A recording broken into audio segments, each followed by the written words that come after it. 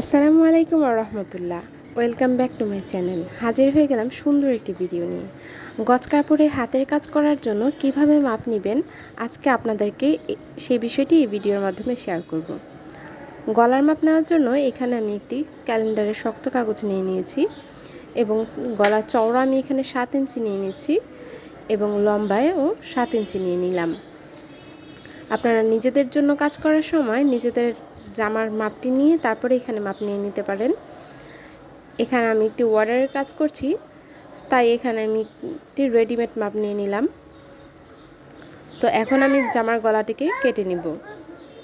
এখানে আমি যতটুকু জামার গলা কেটে নিব, জামাটিকে গলাটিকে আমি 1 ইঞ্চি পরিমাণ তার থেকে লম্বা করে দাগ দিয়ে দিব, যাতে করে কাপড়টি কাটার পরেও আমার ডিজাইনটি কাটা না যায়।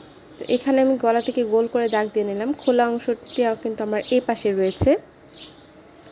এবার আমি গলাটিকে কেটে নিব।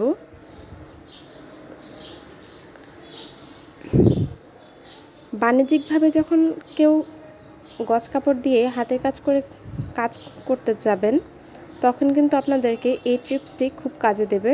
এভাবে করে যদি একটি কাগজ প্রথমে কেটে গলার মাপটি নিয়ে নেন, তাহলে কিন্তু আর কোনো সমস্যা হবে না।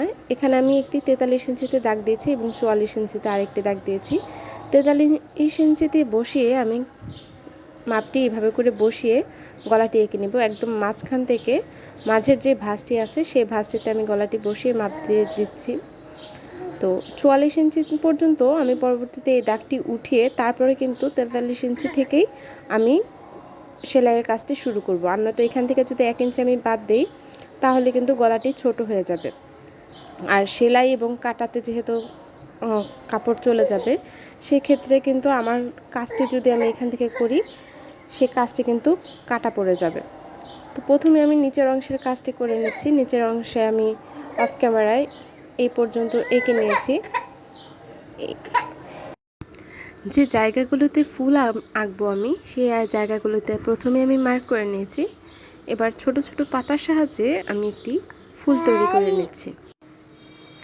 আমি আমার সুবিধা মতো প্রথমে ডালগুলি এঁকে নিয়েছি, তারপর ফুলগুলো আঁকছি। আপনারা আপনাদের সুবিধা মতো এভাবে করে এঁকে নিতে পারেন। এক এক করে আমি প্রতিটি ফুল এখানে এঁকে নিচ্ছি।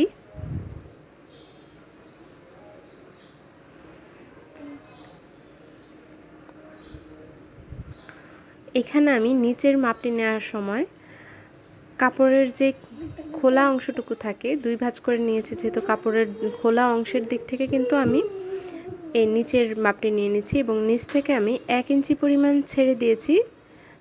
একটি দাগ দেখতে পাচ্ছেন, এই দাগটি 1 ইঞ্চি পরিমাণ নিচে আমি ছেড়ে তারপরে কিন্তু আমি কাজটি শুরু করেছি। অনেক সময় দেখা যায় কাপড় আঁকাবাঁকা থাকে কাপড়ের কাটাটা, সেক্ষেত্রে কিন্তু কাপড়টি কেটে টেলার্স যখন সমান করতে যায় তখন নিচের কাপড়টি কেটে ফেলে। তো এমনভাবে ডিজাইনটি আঁকতে হবে যাতে করে কাটা এবং সেলাইয়ের পরেও ডিজাইনটি অক্ষত থাকে, ডিজাইন যেন কাটা না পড়ে। তো এই কারণে কিন্তু নিচে আমি 1 ইঞ্চি পরিমাণ দাগ দিয়ে ছেড়ে তারপরে আরও কিছুটা পরিমাণ ছেড়ে দিয়ে তারপর আমি ডিজাইনটি শুরু করেছি। আশা করি বুঝতে পারছেন আমি কিভাবে করে জামার মাপটি নিয়ে নিয়েছি। তো এখানে আমার নিচের মাপটি শেষ। তো এখন আমি গলার কাজটি করব। নিচে আমি যে ডিজাইনটি দিয়েছি সেই ডিজাইনের কিছু অংশ আমি গলায় এখানে করে দেব। এখানে কিন্তু আমি উপর থেকে একটু জায়গা ছেড়ে তারপরে কিন্তু আমি ডিজাইনের কাজটি শুরু করেছি। বারবারই বলছি, যেহেতু এটি সেলাই করা হয়নি, এই কাপড়টি কাটা এবং সেলাই করাতে যাতে আমার ডিজাইনটি না যায়, সেক্ষেত্রে লক্ষ্য রেখে তারপরে কিন্তু আমার কাজগুলি করতে হবে। তো এখানে আমি উপরে যে দুটি দাগ দিয়ে নিয়েছিলাম 43 ইঞ্চি এবং 44 ইঞ্চিতে, আমি কিন্তু 43 ইঞ্চি থেকেই আমার এই ডিজাইনের কাজটি শুরু করেছি, কিন্তু 44 ইঞ্চি পরিমাণ আমি দাগটি উপরে টেনে দিয়েছি যাতে করে কাপড়টি কাটা এবং সেলাইয়ের মাঝে আমার এই ডিজাইনটি না পড়ে। তো এইভাবে করে আমি গলার ডিজাইনটি এখানে শেষ করে নিয়েছি এবং এবার আমি হাতার কাজটি করে আপনাদেরকে দেখাবো যে আপনারা হাতাতে কিভাবে মাপ নেবেন।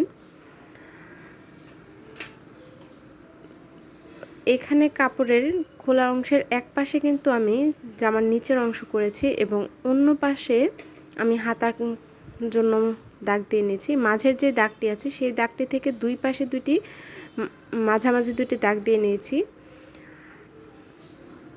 এই দাগগুলিতে আমার হাতের কাজের ডিজাইনটি করে নিব। তো আমি জামার নিচের অংশে যে কাজটি করেছি তা থেকে কিছু অংশ আমি এখানে হাতে করে দিব।